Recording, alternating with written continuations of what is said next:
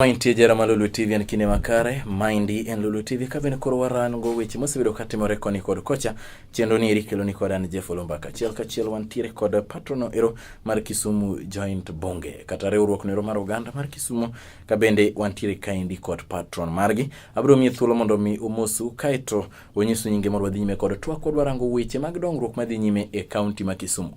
Kachiel kod weche gweko mabende osebedo kadhi nyime e piny mangima mar Kenya. Rwaki studio kaendi. Erokamano. Moso ganda maneno Lulu TV. Erokamano nyikora moge jwang. An amoso ni okweuru kamora mora mauntie. Gnyinga iluonga ni Orengo Bensi Wamaya. Kamano. An patron mar Kisumu Joint Bunge Network. Dala ma Kisumu ka. Yes. Kisumu Joint Bunge. Erokamano nya Orengo arwaki achiel kachiel studio mar Lulu TV kaendi kendo do chako ni to Kisumu Joint Bunge ni eri tiju maduong' ahinya en ang'o kata riwruok ni eri en riwruok mochung' ne timo ang'o. Kisumu Joint Bunge gimiluongo ni bunge ni bunge la wananchi en gimo osebedo for a long time. Ok en gimo chakre sani. En historia mar Kenya kani multiparty poko obiro. Ne wachako gimiluongo ni bunge la wananchi. Ndalone ne wantie gima niluongo ni special branch police. Mane kano neno ji oganda kochokre kamoro to lao. Koyudo ko oganda kochokre kamoro to lao to mako to sel. Koro bang'e ka multiparty nosebiro. Koro chokruok no yienwa. Kalore gi bang' loko section 2A. Koro no yienwa kaka oganda ni koro ne wanyalo chokre. Bang' mano wasebedo ka ji osebedo ka chokre bunge nyaka koro chopo higa mar 2018. Higa mar 2018 nya biro gi concept moro. Ni bunges gi nyaka waket negi structures. Kik wakaw bunges ma jo siasa biro to tiyo gi bunge. Ka gisetiyo ka gisechopo kuma gichope kendo jo bunge rito higni 5.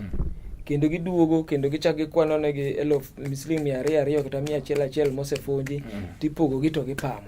Mane kaga gisebedo ka gitiyo kod. Mane kaga gisebedo ka gitiyo gi bunges. To unu yien ne gitiyo kod kamano nade kech wacho ni ok onego benu yien ne gitiyo kod. Manyiso ni ung'eyo ni gisebedo ka gitiyo kod. Emomiyo ncha biro gi gimi the structure mar ni mondo wabed gi an umbrella. Koro umbrella ni ne wakawo ji bicha e bunge ka bunge. Bunges ma wan go samwalo sene gin bunge 26 Kisumu City. Wakawo ji bicha jauchel abira bunge 26 Kisumu County. Yes. Not Kisumu County, within the city. Within the city. E chungo makaindi nitie bunge 26. Yes. Matiji boma. City to means ni donjo nyaka part of Kisumu East. Yeah. Kaka Kibos gini. Nyalenda Nyauri gini. Mago pod ntiere within the city. Nyamasaria gini ntiere within the city. Okwane a county. Koro tiju maduong' jobunge gi en wach mane. Tij kaka wacho ni mji 20 un grube 26 tiju maduong' ahinya ma uyango enam. Number 1 kane wasechokre kaka bunge bedo gi structure.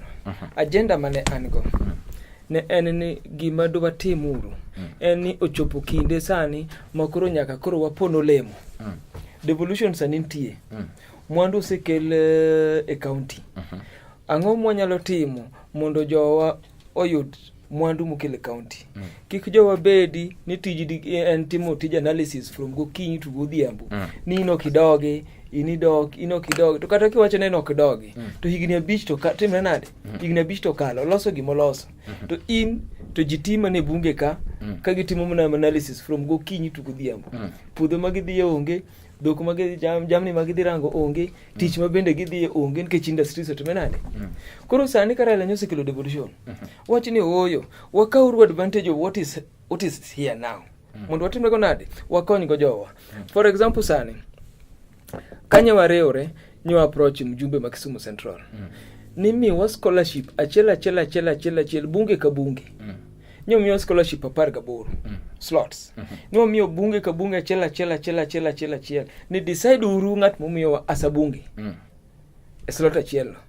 Nyegi miyo wanthindo go tam manyo kalo. Nthindo gi nyodhi e school. Modo nyo miyo kila bunge ka bunge nafasa diadi.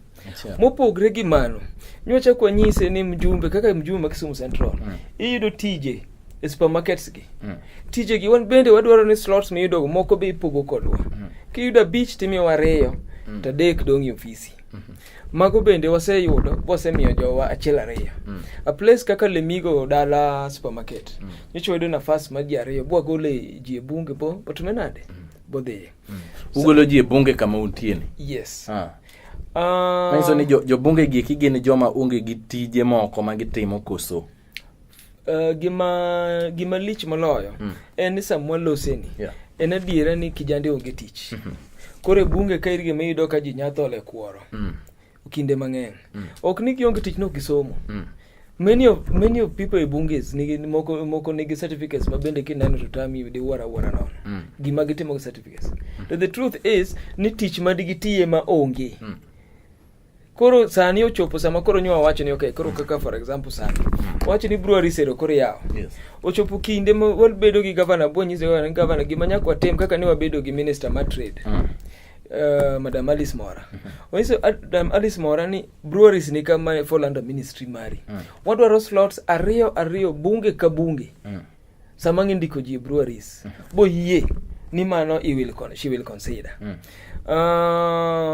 waziri Achar nyiso wabedo go pinyo nyiso wanigi nitie gidwa ndiko ji 100 county ji 500 out of ji 500 gidwa ndiko ji 200 magin city askaris ji 200 madhi revenue ji 100 madhi rango kunde migede kana ko jok ma gedo go be giluo kaka chik mar county wacho so in this case wacho ni okay fine ipogo lemo gi dhi pog nango nikech wan bende kaka bungi nyaka wang'e ni to bunge to yudo lemo mage nyewe wawinjire ni okay gibro pogo gini equally within the county within the 35 wards but apart from the 35 wards the special groupings bende gibro consider now the special groupings comes ni wantiere gi rengo kapok wadhi jime mathoth ahinya wiya ke bet ka wil matin ahinya gi gima adwa ni mondo mi apenje wacho ni bunge kaindi oganda rito ni to jotelo nyalo miyo lemo machalo nade kata nyalo yudo tije machalo nade okang'eyo ni to paro mar bedo kod riwruok moro mabendo nyalo bedo kata kod solo mar un wegi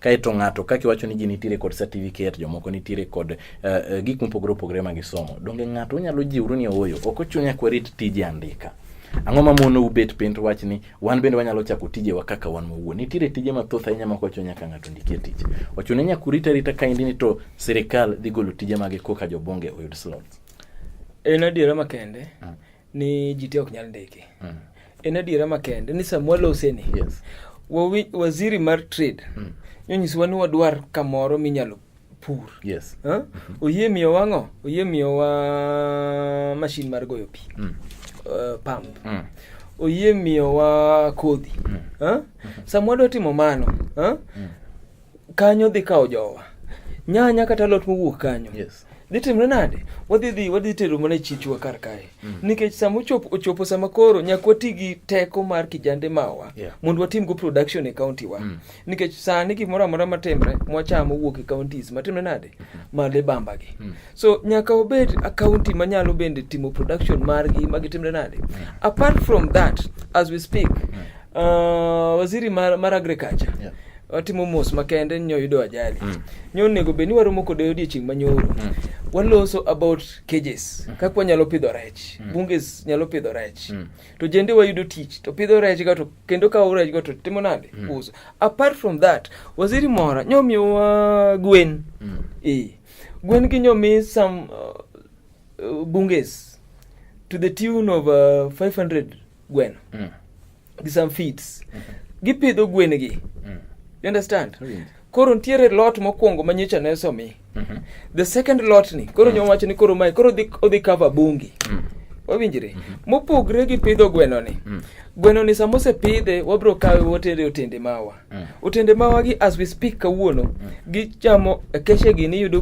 yudo kaw gwen ko oko mar county ma Kisumu so now the question now is ang'o miyo nyaka gweno minyalo pidh kar kae bende jowo ok nyal pidh koro wawacho kang machalo kama bose kaw mar jiwo jobunge miwacho gi kini oyo wachakuru initiatives machalo kama gi mag pidho gwen mag pidho duma mag timo kama mondo mondo wayud gimo nyalo uso ne kata jo county as we speak odiochieng' makawuono gokinyi ne wan gi waziri Mora owacho ni next week obro tero jowa e training At least 3 people per bunge. Odhi training. Or within all the 26 bunges. 3. Iteru training to from the training to you sign for 500 checks. Times 3. That is 1500 checks. 1500 checks gi. Oromo bunge achiel. Timo nade. Imiyo gi some feeds bend. Thereafter koro gibro new feeds bange. Mano oromo gi chako. It is a grant. Yes.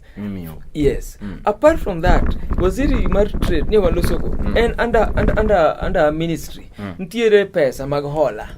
Miloko go hala. Yes. Mairiko benyo wacho ni in the process samwalo seni kaka nyisi ni the concept nche ko chako machiegni. One in the process mar registering a sacco. Apart from the sacco makoro biro bedo ka uso uchoke matin yes. Mondo mi okonyo. Yes. Gimo mi register sacco ni kalure gi check ntiere pesa mantiere under ministry mar trade. You can only benefit kintiere sacco. Kamano Orengo biro kawo yo matin ka itwaduoge thuolo mar ariyo kendo mondo wadhi nyime kod chenro machalo kamaindi. Wabiro duogo bang' thuolo machuok.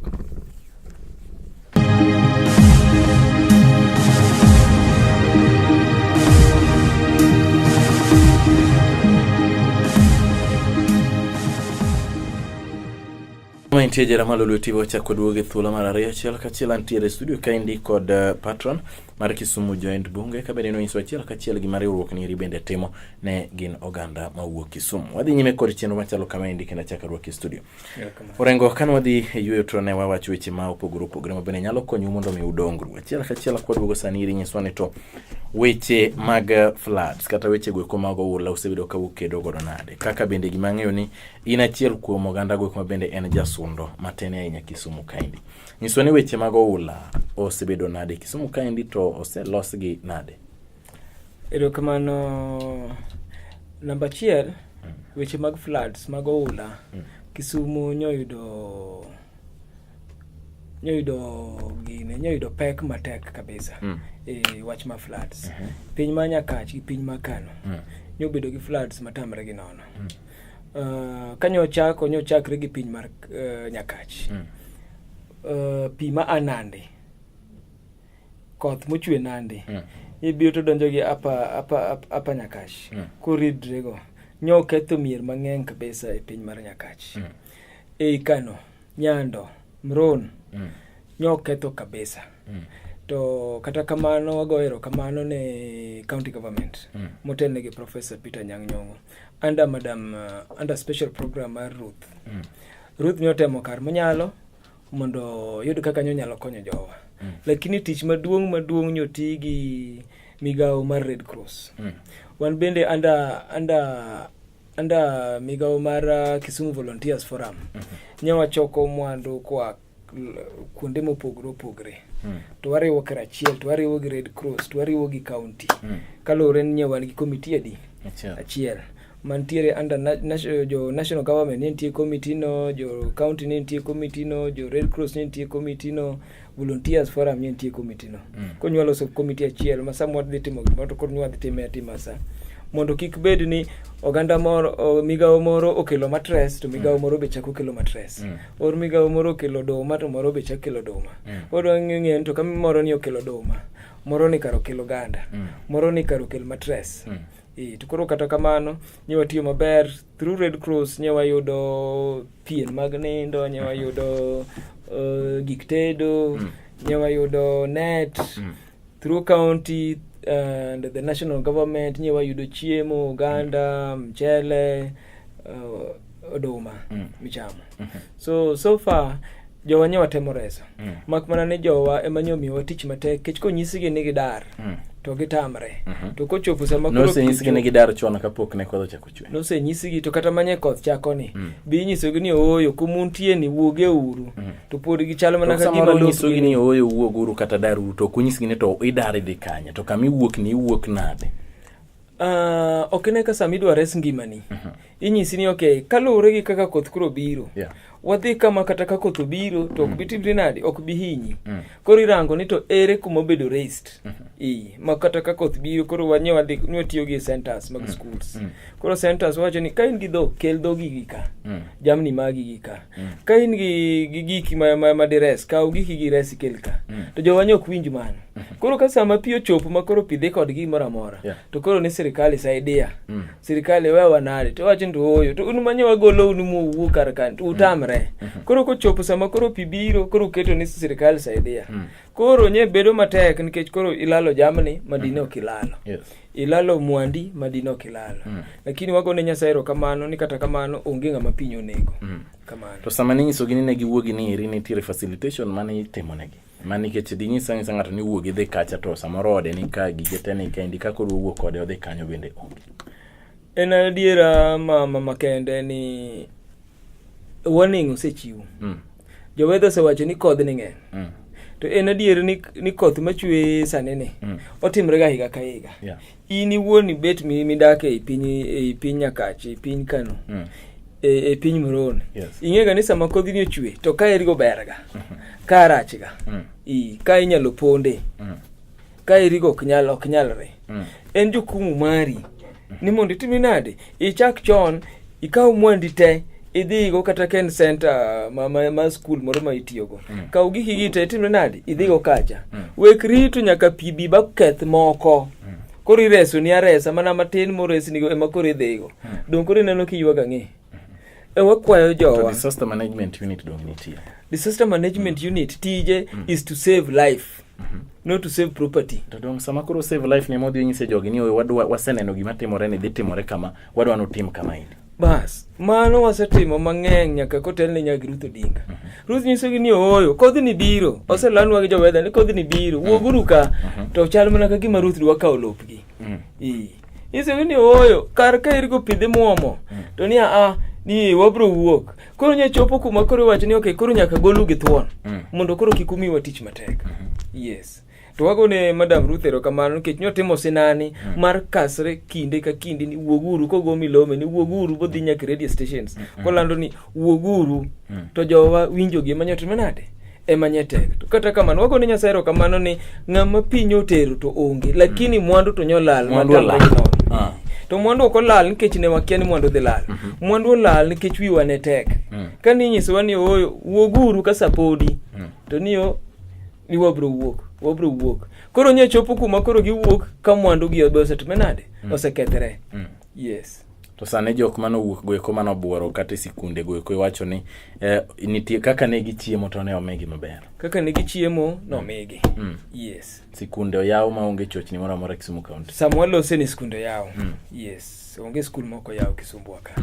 Onge ma kata wachi ni pi oketho e yo moro amora. Pi manye odonje kunde manye pi nyalo donje lakini skul molor kech pi to onge. Lakini counties mamoko kaka Kilifi gini to skunde nyoko timre nade? Nyoko yaw. Kilifi nyawaji skunde 37 manyoko yaw. Kamano. Erokamano nya ogendo nyisane to Orengo nyisane to Kisumu County mabende une jok mochung' ne bunge la wananchi samoro ujaloso gande kabende samoro ganda moko neno ni uloso thothne en weche mag siasa to siasa onego bed ni dhi kod weche mag dongruok wachno ni to Kisumu County weche mag dongruok mare ni kanye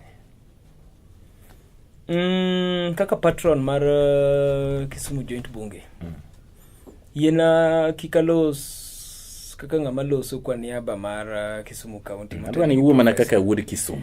In wuod Kisumu, ine bunge, in ja Kisumu ichulo suru, yeni wuoyo ni to ineno ka Kisumu dhach nade weche mag dongruok. Onge wach mar ni welo professor kati iwuoyo kaka ja Kisumu machulo suru. Erokamano.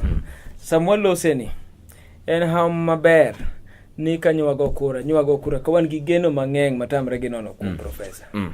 To disadvantage ma professor nyenigo ni nyoka muda mang'eny ka professor poko yudo allocation from the national government. So professor otiyo dweche 7 ma onge any allocation from the national government. Nyotiyo mana gi the goodwill ma en go gi donors. Miye gik moko to timo. To kod osuru mana mochoko within. Mano e gima professor nyetiyogo. But from because we engage gi mawaziri mag professor. Yes. We engage gi professor himself. Under teach tire platform mare. En da platform inyalo engage inyalo penje maswali to duoki bende. En adiera makende ni Samuel Loseni tire so many programs ma so good. Sani professor manye gi ker mar piny Cuba. nyoyudo investors moyie biro invest e health. Oye mondo oger nyaka facilities ma wan gogi. Kata kidhi rush gane Lumumba sani. Lumumba sani yudo ka contractors e biro e site. Idwa gere to the tune of imedo structure to the tune of 138 million. Lumumba. Russia idwa med some parts of it. Through the same donors. Man about health. Health is now going to be to odibedo maber kipimo moloka ka entie sani. Kibiro e udi ma ji odake. Sani wan gi arena. Wan gi Makasembo. Makasembo sani dhi ger gimiluongo ni high rise. High rise ni according to kanyalo so gi waziri Achar. Wacho na ni gini project ni dhi chakre in the next 3 months. Donors oseikre. Gibiro gotieko mana signing some of the few things basto gitimre nade.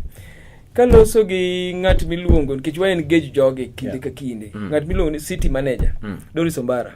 Mama matiyo matamre gi nono. Doris Ombara samolose ni Doris Ombara neno kairo chokotaka. Mataka no bende kane jomoko dhi e court ne wago nduru bo wacho ne ni goluru gini e court taka ne nyaka koro dhi. Whether dhi e court or ok dhi e court to gini koro nyako chopo sama koro dhi. Waneno ka Doris Ombara tiyo matek kendo taka koro dhi. To mopogore kata gi taka madhino. Samuel Ose ni bunge emomi tenda mar dhi pidho lum kar kanyo. Manyiso ni kijende wa bunge marwe emomi tenda. Ok ni bunge wa.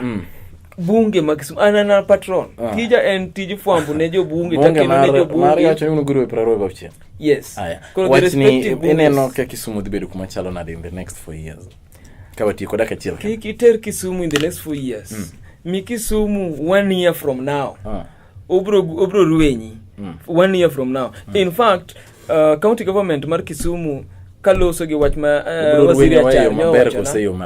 Kalure gi waziri wach ma Achar waziri nyowacho ni giloso gi Kenya Railway. Bose miyo gi land. Land kanyo koridwa gere structures mopangre. Idwa dar hawkers mantiere dier town ka. In the next 3 months, bendo chako wacho in the next 2 months, idwa ket CCTV along Oginga Odinga. Mako chakre sa 11 nyaka sa 6 otieno to bedo blocked. Onge mtoka timre nade maringo Oginga Odinga. Gima timre kanyo en mana ni ke intiere gi nyatitini moro tigo e lam kanyo, kin gi nyajius ni moro to bende uso kar kanyo, obeda social place. Ng'at mawuotho gi tiende kende ma ema temo to jivinjari to chamo mana ra ne dire kar kanyo nyaka sa 6 kochopo sa 6 otieno tilore to kose lore to koro lose to bedo maler kendo kaka ndara kendo piny maru koro kendo chakre achaka. Erokamano. Yes. Onge wacha winji. Agoni erokamano dung'anya kuom chopo achiel kachiel patron mar Kisumu Joint Bunge Orengo Ben Wamaya. Yena mondo wach achiel kapok dakika seconds predict. Erokamano. Wawacho ni wan kaka bunge ma Kisumu. Jok maneno yier ne ginji auchiel. Nen professor. Gi running mate mare neno Owili. Wan gi senator, wan gi women rep, wan gi mjumbe, wan gi MCA. Bunge wakwayo ni onge ng'at mwabagwa. Watiyo gi jotelo te nyaka chop kinde mwadhi e siasa. Kochopo sa siasa kila ng'ato no kawo msumamo mare kalure kod kaka kila ng'ato no tiyo gi bunge. But for now okwago siasa wawacho ni kaka uji obete offices sani gitimo gikawo loans magigero udi kendo ginyiewo mtokni kaka bunge be sani koro nyaka kawo loans gibende gigerre giter nyithinde gi school mapoko nyombo bendo nyombo mapoko gero udi bendo gere in that process. So gikone twayudo ni kaka kinywaro mo 2022 isedongri to bendo dongre. To mogi katieko go kam 2022 bro yudo ka bunge ntiere gi bas marenge kurndara. Erokamano nyagoni ono kuom chopo e Lolwe TV. Wacho weche mathoth ahinya geno ni pod bro bedo kod teko kaachiel kod mijing'o to moloyo mar jiwo jobunge mondo mi gibed jok ma bende nyalo loso tije gin giwegi. Nikech ing'e adieri kaka ne wacho chane ni ok sirikal mar kaunti nyalo ndiko ganda duto.